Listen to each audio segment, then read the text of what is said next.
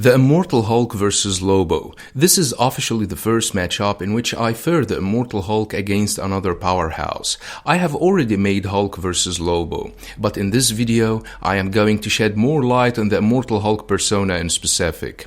Lobo is a ruthless bounty hunter who believes in no law except his own code of honor. He is the last Zarnian. He wiped out his race just for the sake of being unique. He possesses vast superhuman strength, durability, endurance, and healing.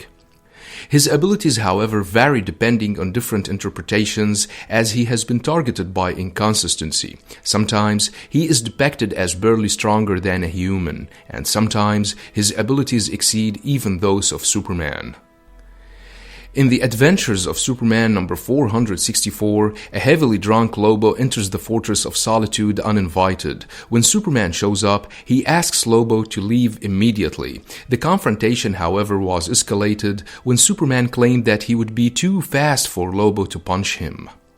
Lobo proved Superman wrong when he kicked him in the face, and soon they were engaged in a fierce battle. Lobo is shown powerful enough to put Superman in a headlock and to pound on him, to the degree that Superman admits that Lobo is fast and strong, and that there is no time to react, and that he cannot take much more. The battle raged across the fortress until Superman hit Lobo with his eye beams, but Lobo was not even bothered, remarking that he rides through the cold of space and the heat of blazing suns. Lobo smashed Superman through another wall, where they ended up fighting in a room where Superman keeps a canister of kryptonite behind the wall. Lobo pounded on Superman, who could not even defend himself and barely escaped a severe beating. Lobo eventually found the canister of kryptonite, which explains why Superman was defenseless in the room, but does not change the fact that Lobo turned Superman into a ragdoll and tanked his most offensive attacks before reaching this room where the kryptonite is kept. Lobo did all that to Superman while he was drunk. Lobo is powerful enough to knock out Captain Marvel Shazam with a punch long enough to tie a chain around his neck and to drag him around a planet. This is one of the main man's most impressive feats, doing that to Shazam, who is easily equal to Superman in physical attributes. Gladiator is not the only one who can kill with a spit. However, Lobo's greatest feat ever is the one where he crushes trillions of tons worth of city into a small ball before eating it. Some superheroes can crush coal into diamonds, others can crush readers with boredom. But to crush an entire city, to force trillions of tons of steel, concrete, and flesh into one bite-sized package, only the main man can do that. Lobo also killed Gaud and Dave, two omnipotent beings who can create planets and warp realities. They summoned Lobo into their universe as part of their war game. Lobo, however, resisted their reality warping and brutally killed them both. He also possesses an amazing healing which enables him to regenerate and fully recover from being a skeleton in a matter of seconds, arguably ranking him among those who possess the greatest healing in comics universe. He can create clones of himself and regrow his entire body from a single piece of tissue. Each drop of his blood grows a new Lobo at incredible speed. Juggernaut is not the only one who can talk and fight when reduced to a skeleton.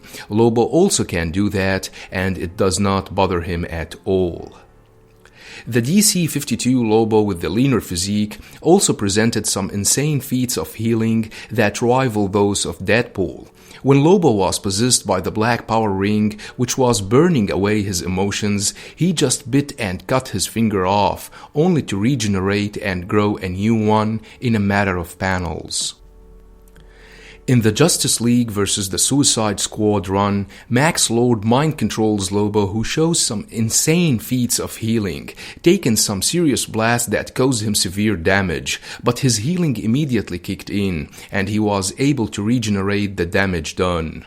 Batman then injected him with a brain bomb, then detonated the bomb, which exploded and entirely destroyed Lobo's head. Lobo eventually healed and grew a new head. Batman explained that exploding Lobo's head was the only way to break Max Lord's control. Moreover, Lobo is immortal and cannot die. He is immune to the effects of aging and disease, and has been banned from entering heaven and hell. His speed and reflexes are no less impressive than his incredible strength and healing. He can predict Flash's moves and chain him in the head. Lobo possesses genius level of intellect in matters of violence and destruction. His powerful guns can easily destroy entire planets, and his bike has enough power and speed to escape a black hole. His opponent in this matchup is the Immortal Hulk, the current persona of the Hulk and arguably one of the most powerful incarnations that has been presented.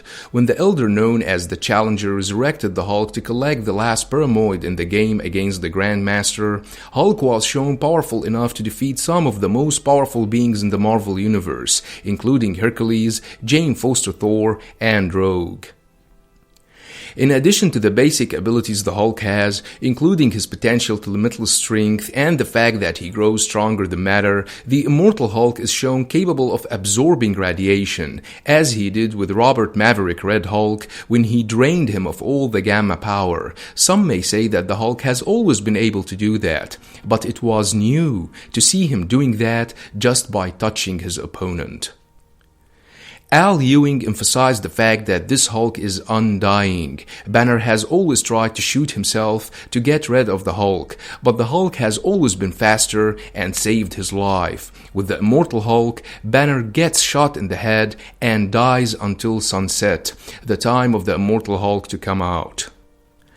The Immortal Hulk becomes an angel of retribution, as we saw him coming after those who cause misery to innocents and punish them. Hulk has always been known for having among the greatest healing abilities, and Professor Hulk's feat against Victor, the leader of the UFO, says it all. But the Immortal Hulk is arguably ranked number 1 among Hulk's personas when it comes to his healing abilities. A major turn in the Immortal's Hulk run took place when he fought Walter Langowski, aka Sasquatch, and eventually absorbed his gamma radiation, but discovered that the source of Sasquatch rage was the spirit of Banner's father, the devil Brian Banner, who had possessed Langowski. Brian was able to move from Sasquatch into the body of Banner. The Immortal Hulk number 7 witnessed an epic fight between the Hulk and the Avengers, who assembled to bring him in. Hulk easily took down the Avengers one after the other. He defeated Thor with one single punch and was about to finish him when Captain America interfered and saved his life. Thor states that this Hulk is stronger than ever. He can see naked souls and can smell lies in our hearts, suggesting that he might be as powerful as a god or a devil. Hulk then defeated Black Panther, Hulkbuster Iron Man, and the Savage She-Hulk, who was thought to be even stronger than the Hulk himself. The Avengers were left no choice but to use the Helios laser, which is laced with UV radiation, which was a beam of hard sunlight, the major weakness of the Hulk, who was eventually incinerated. After being turned over to General 14 and his US Hulk operations, Hulk had his body cut into various pieces by a scalpel made of adamantium and kept in jars for study. The experiments were overseen by Dr. Clive, who enjoyed taunting the Hulk. Dr. Clive eventually realized that Hulk had actually been allowing him to experiment on him in order to figure out the extent of his own abilities. Hulk then smashed his way out of the jars and put his body back together, while also devouring Clive as punishment for his sadistic experiments in one of Hulk's greatest feats of healing and regeneration ever. In order to stop Hulk, General 14 brought in Crusher Creel, the Absorbing Man, to take the Hulk down, and gave him a Hulk plug-in. Armed with his new abilities, Creel attacked the Hulk, and with every touch, he drained him. This, however, proved to be his downfall, as he had also absorbed the One Below All, disguised as Brian Banner's spirit within the Hulk. Creel's physical body then exploded into a horrifying creature. Hulk eventually defeated the possessed Creel. The one below all had Creel drain the gamma radiation in the area, which allowed the devil within Creel to use the green door to teleport the world into the hell, which was an unprecedented idea by writer Al Ewing. In Hell, Hulk found manifestations of Rick Jones and General Ross, who turned into a demonic Red Hulk and fought the Hulk. This caused the Savage Hulk persona to emerge, resulting in Banner separating from the Hulk. The one below all planned to use the separated Banner and the gamma power it absorbed to open a gateway that would lead to the rest of Earth and allow it to take it over. Creel then appeared before the one below all, absorbed its gamma power, and gave it to the Hulk to restore his strength. The Hulk defeated the one below all with a single thunderclap, returning the surrounding area to Earth. The Hulk then merged back with Banner, who revealed that he cared for his other half. The Immortal Hulk then joined Voyager and the Avengers in their war on Nex, the goddess of darkness, and her children, who wanted to overwhelm the universe with darkness through her night shards. In the fortress of the demon Nightmare, Hulk killed Hypnos, the god of sleep, by snapping his neck, and obtained the shard he had. Hulk shattered it and absorbed Nex's power, but was stopped when Nex unblocked the darkness, causing sunlight to shine onto the Hulk, which reverted him back to Banner. The Shadow Base led by General 14 became Hulk's major enemy. General 14 utilized some of Hulk's dear people in his life, such as Rick Jones and Barry Ross, to defeat him. He stole Rick's body and turned it into an abomination-like creature known as Subject B. Subject B revealed the ability to secrete an acid that could not only dissolve the Hulk's flesh, but also negate his ability to heal. As Hulk lied on the ground, Betty unexpectedly appeared in her harpy form and ripped open the Hulk's body to consume his heart. The removal of Hulk's heart started his healing factor, allowing him to come back to life and rapidly recover from his injuries. He took down Subject B, then ripped his body in half, revealing that Rick's new form was no more than a shell that contained his human form. Hulk eventually attacked the Shadow Base and confronted General 14, who fused with Subject B and sprayed Hulk with the acid that melted much of his face and torso. Hulk this time resisted the damage and continued fighting 14, who sprayed the Hulk with more acid while Hulk grabbed him by the throat. They both apparently died, and their souls were teleported to the hell. 14 was horrified by his fate, leaving him vulnerable to being grabbed from behind by Banner, who was possessed by his Joe Fixit persona, who broke 14's neck. After taking over the Shadow Base, the Hulk decided to destroy Roxxon Corporation. In his war on those who save trillions and cause misery to innocents, he chose one of their data centers in Oregon, as Roxxon's greatest source of insight was their data centers. Hulk destroyed the center and easily defeated the powerful Berserker squad, before revealing that he finally overcame his weakness to the sunlight, remarking that Banner showed him that they could fight the sun. Standing unharmed to the sunrise, Hulk declared that together, Banner and Hulk are the strongest there is.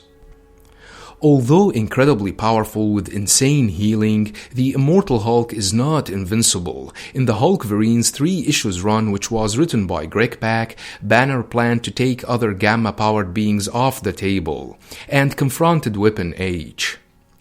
Hulk overpowered Weapon H and started to absorb his gamma radiation, only to find out that he had an experimental virus designed by the leader, which was absorbed by the Hulk and eventually weakened him, giving Weapon H the chance to defeat the Hulk. Check out the annotation for more about this run.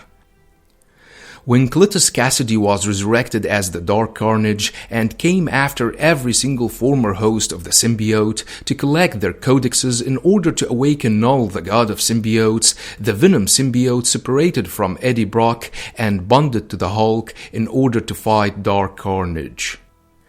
The venomized Hulk fought evenly against Dark Carnage, who sensed the power of the One Below All and expressed a desire to combine it with Null's darkness. Hulk refused to join Null's cult, so Carnage reverted him into Banner and ripped the Venom symbiote off him.